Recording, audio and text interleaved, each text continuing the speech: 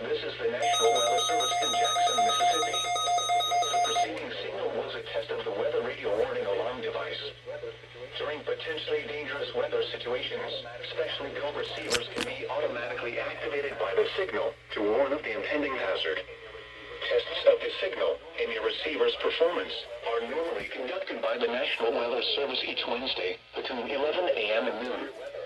If there is a possibility to the next available good weather day, reception of this broadcast, and especially the warning alarm tone, will vary at any given location. This variability, normally more noticeable at greater distances from the transmitter, can occur even though you are using a good quality receiver in good working order. This concludes the weekly test of the NOAA Weather Radio All Hazards Warning Alarm device.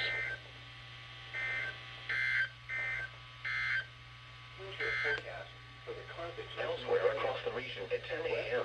in Greenville, mostly sunny.